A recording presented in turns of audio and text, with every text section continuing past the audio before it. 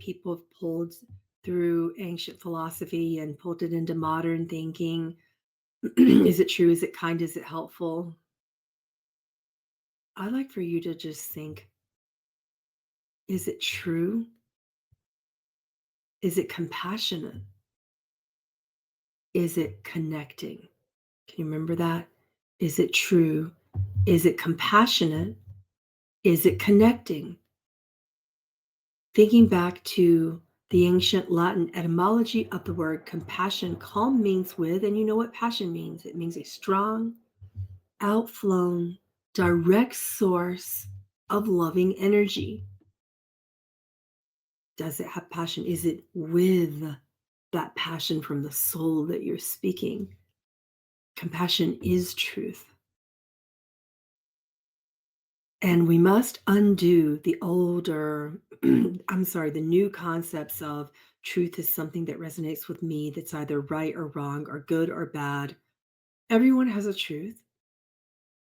And you can tell that they're in it when they're speaking with compassion, when they're speaking in that construct of compassion. It's automatically true for wherever they are in their awakening construct, in their unique creative experience. And the way that we return back to this original grand design and this DNA construct of the soul is to honor their experience, not try to make it different, but to honor their experience, to also listen to them and find truth in their experiencing, to listen, to be present with compassion, and to only speak to them with compassion. And if we can't, we go into a space of loving quiet and listen until we can. Speech isn't as relevant in this teaching because Arcturians don't speak much. They only speak if it's with compassion and if it's true. Is it true? Is it compassionate? Is it connecting? That's the third premise to help you get back to your original grand design. How do you know it's true? It's compassionate. How do you know it's connecting? You will feel that in your own unique way. And then another person may begin to respond to you in their own unique way. And that will become prevalent. Now, that's a little bit more difficult to teach right away without a separation construct. Is it true? Is it compassionate? Is it connecting? TCC. New acronym for you. True, compassionate, connecting.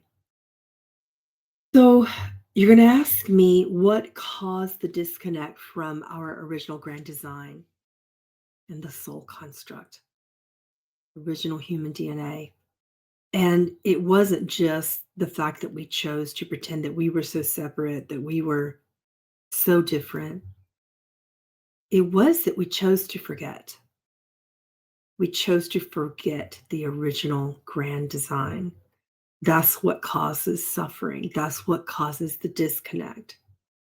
That's what causes the matrix to still be so powerfully in place. But the moment I teach you this, the separation module is so strong that your ego will defend it as if it is life or death. Metatron brings these teachings. Lilith brings these teachings. Halal brings these teachings. All of the beings that are channeled bring these teachings to you. But the Arcturians are the only one that can bring these teachings without you wanting to shut down, stop listening, or become severely catalyzed and triggered. Why? Because the ego's construct will defend the right to separate. It will defend that as if, again, as if it is life or death, because to the ego construct, it won't be in control anymore. It won't be mind, body, emotion, soul, spirit anymore. The whole construct that we flipped around on its rear will be returned to its original grand design, and the ego won't be in control anymore. And it thinks that you are unsafe. It gauges these oneness teachings as unsafe to its survival and thereby to yours. That's why you get yuck teachings, or you'll say, I don't resonate. Not because your soul is saying that, but the ego says, don't take that in. That don't take that in because we will die. Luckily, you won't. And luckily, the ego is not telling you the truth. Luckily, the ego doesn't get to decide what is life or death for you.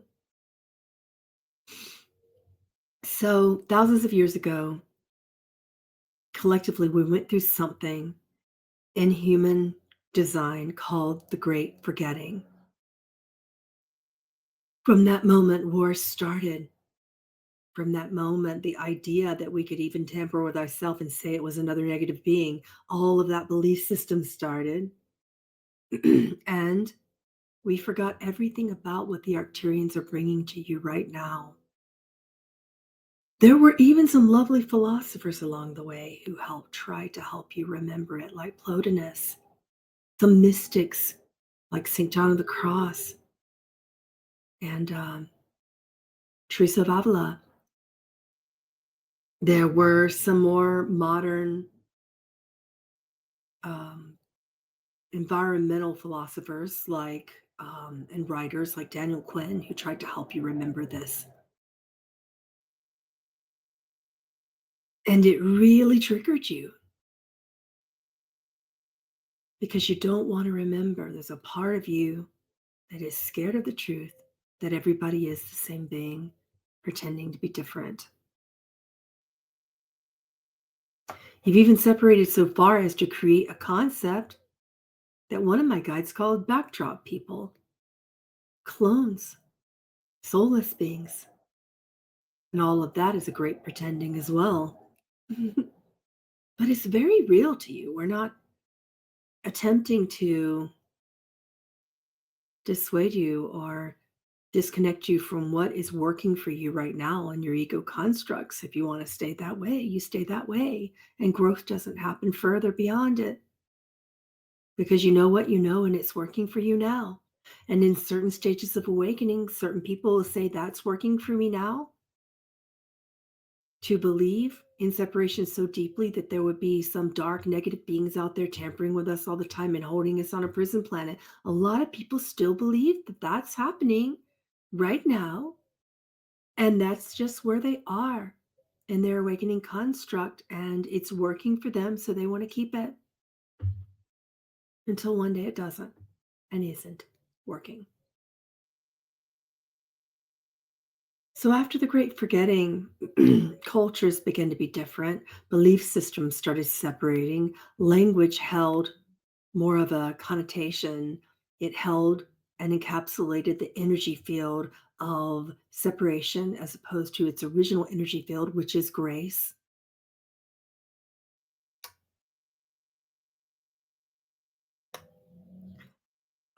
What you forgot is that here is where you are. Be where you are. Be who you are.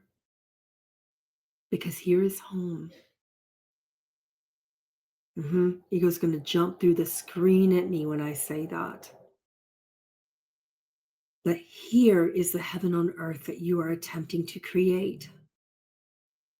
And all those other places in the star system, it's also home.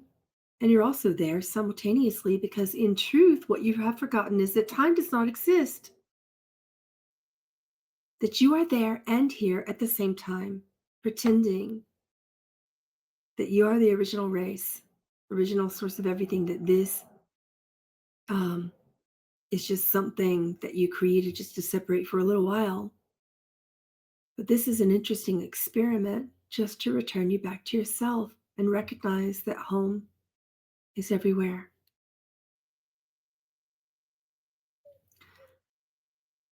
So after the Great Forgetting, many cultures changed.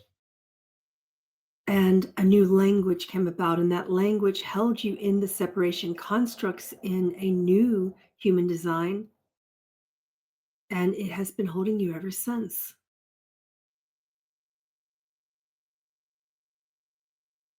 So, what will cause a return to original design? What's a little bit tricky, but you need a great remembering. And the great remembering is happening right now. So many people are slowly being awakened in various ways. Some people feel it in the mind, the psychological. Some people feel it, and it breaks apart the mind even further.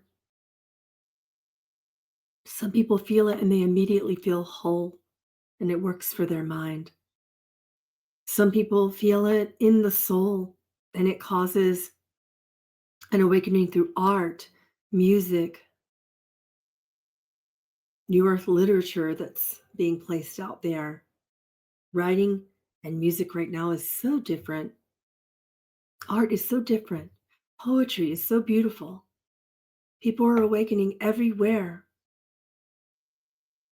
You can find poetry about the beauty of the human itself out there these days. And you have forgotten that it's been there for a very long time. Some of your 15th century mystics knew this. And 15th century writers who did not identify as mystics, but were later identified as nature mystics, like Walt Whitman, Richard Jefferies, and The Story of My Heart. They knew something about the original soul construct and they could see its reflection in nature. And that's what woke them up. You will have so many different ways to awaken out of the separation, new human design construct. And what you need to remember to do is stop separation in your thought streams, your emotions, and your language, because that's what's holding you in the belief systems that cause you to stay right where you are in your pain. It causes the suffering to continue, according to the council. Mm, yeah.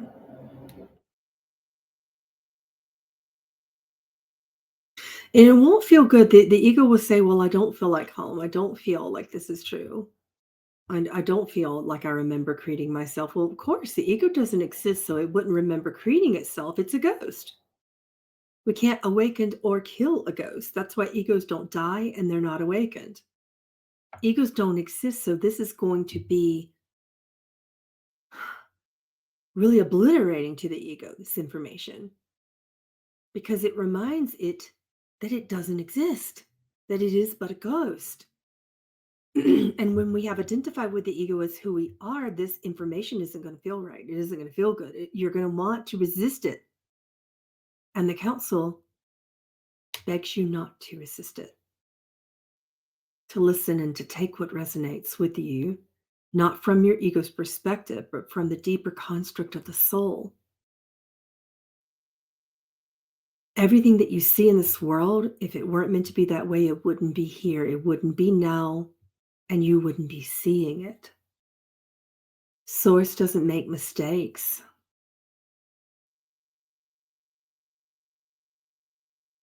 You don't make mistakes. You don't. Everything that you've experienced is not a mistake. There are no accidents. There are things that you don't remember, and then you call them deja vu or coincidence. But of course, the ego doesn't want you to have detailed memories of creating yourself. Its construct is not awakened to that truth. Its construct has been flipped around to create you into a space where you don't feel that you are home, where you feel that you don't belong, where you feel more separate. And it'll hold on to that because that feels safer temporarily than the truth of your original grand design.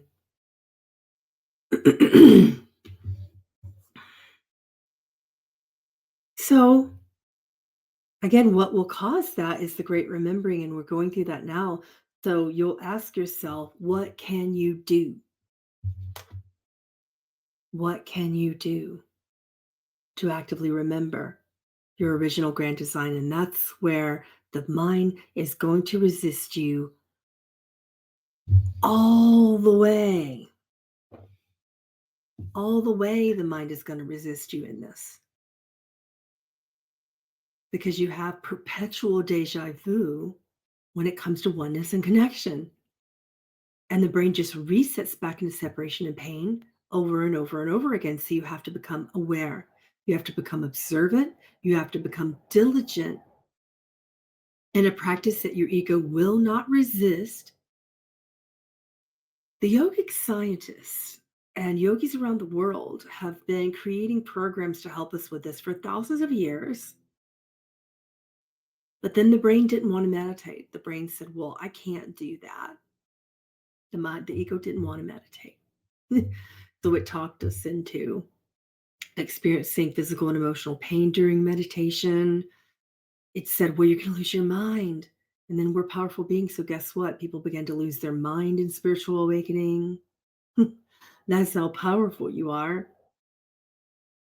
But remember, the new design doesn't keep you safe. The new design is separation. And it's going to tell you that your original human design isn't right. It'll tell you you don't resonate. It'll tell you you don't align.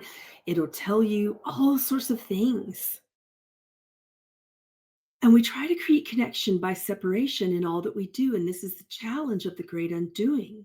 We have to undo this, but it has to be undone by the soul, not the mind, not the body. The mind and the body can express it and show you what the soul is doing. It can be tools. It can be a slave to the soul, but it cannot be its master. It can be a worker, but it can't be at the helm of the ship. And you've been in your new design for thousands of years. You've been letting the ego be at the helm of the ship. You've been letting it be the master of your soul and of your spirit. So we're going to flip that construct around. That's how you do it. Flip your construct around. You have to let your soul take charge. Your soul has an antennae for truth. And it doesn't come through the body. The body will be the last place that it comes through.